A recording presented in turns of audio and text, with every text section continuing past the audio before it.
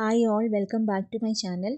This is the sixth video regarding the discussion of Kerala PSC DHS Nursing Officer Grade 2 previous year question paper. Thank you for watching and supporting this channel. So in this video we will start from the 26th question.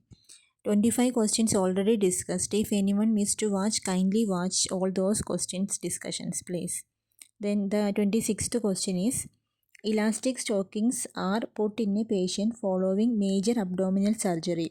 Stockings are used after surgical procedure is to, the options are prevent varicose veins, prevent muscular atrophy, ensure joint mobility, promote venous return. The correct answer is promote venous return. Elastic or compression stockings apply gentle graduated pressure to the legs. This compresses the superficial veins and helps push blood back towards the heart, thereby improving venous return. After major surgery, patients are often less mobile and may remain in bed for long periods. This causes venous stasis, especially in the lower limbs, increasing the risk of DVT and pulmonary embolism.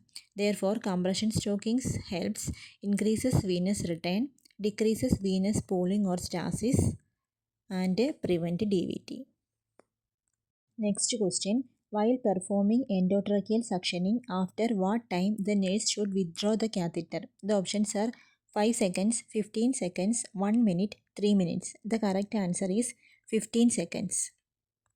During endotracheal suctioning, the suction catheter should not remain in the airway for more than 10 to 15 seconds during one suction pass. 15 seconds is correct because if it's more than 15 seconds, it will cause hypoxia, mucosal trauma, arrhythmias, and bradycardia. Next question. Which patient's care model works best when there are plenty of patients but few nurses? The options are team nursing, primary nursing, total patient care, functional nursing. The correct answer is functional nursing. Now let us see what is functional nursing. In functional nursing, the tasks are divided among the staff based on skills. Example, Nurse A gives all medicines to all patients, Nurse B does all vitals, Nurse C does all dressings. That is best for plenty of patients but few nurses. Why? Because it's task oriented and most efficient. Gets the most work done with minimal staff. Saves time but reduces continuity and holistic care. So we will see the other options also. What is team nursing? In team nursing, a group of staff like one RN as team leader and a licensed practical nurse that is used in USA and Canada. Then nursing assistants work together to care for a group of patients. This is best for moderate staff, promotes collaboration. Problems with few nurses needs at least one RN per team plus other staff. This is not efficient if the staff is very short. Now what is primary nursing? One RN is responsible for total care of a few patients for 24 hours. That nurse plans, implements and evaluates all care.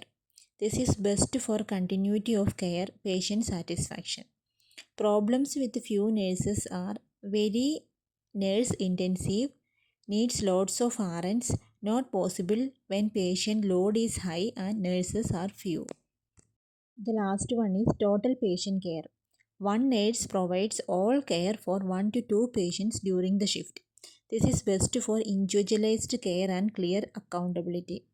Problems with few nurses are most time consuming model, only works when nurse patient ratio is low.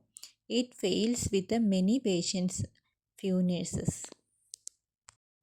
Next question. Which of the following is considered as an example of intentional tort? The options are negligence, breach of duty, false imprisonment, and malpractice. The correct answer is false imprisonment. What is tort? Tort is a civil wrong. There are two types, intentional tort and unintentional tort. What is intentional tort? The person intentionally commits the act. They meant to do it. They are doing purposefully. For example, assault, battery, false imprisonment, defamation, invasion of privacy. And in unintentional thought, the person did not mean to cause harm but failed in their duty of care. That is, they are not doing it purposefully. For example, negligence, malpractice. So here the question is example of intentional tort, which is false imprisonment, meaning intentionally preventing a person from leaving a place. That is doing intentionally. That's why this is an intentional tort. We will just go through the other options also. So what is negligence? We already saw it is coming under unintentional tort. The definition is failure to act as a reasonably prudent nurse would act, resulting in harm. Prudent nurse means a competent nurse. How the competent nurse is thinking that they are taking the measures to prevent the fall so that the patient will not fall. For example, forgetting to do a safety check and prevent falls. It was not done purposefully. That is negligence. Now, breach of duty. This is also an element of negligence. It is coming under an unintentional tort. It is a part of negligence or malpractice cases. Answer was a false imprisonment. It is coming under intentional tort. So, just to see what is false imprisonment. It is restraining or confining a patient against their will without legal authority. Example, tying side rails and telling a competent patient you cannot leave when they want to go home, AMA, against medical advice, or giving medicines to sedate someone just to keep them in bed. The nurse intentionally restrict the patient. That is the intentional tort.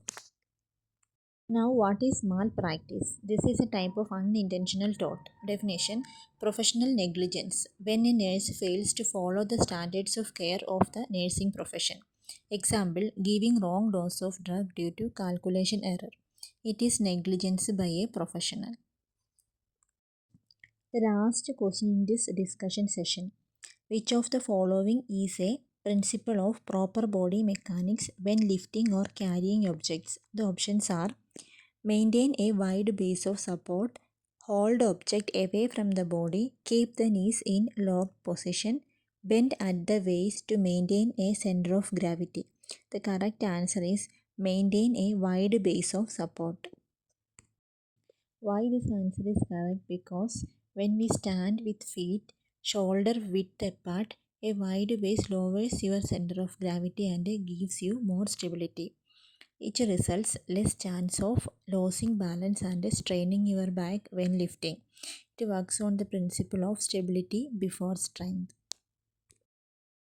Now we will see the four golden rules of body mechanics. First one, wide base support helps to maintain the stability.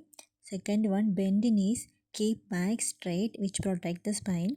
Third one, hold a load close to your body, which reduces strain.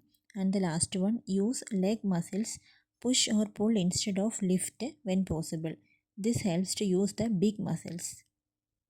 So this is the end of this discussion session. Thank you for watching. See you in my next video. Thank you.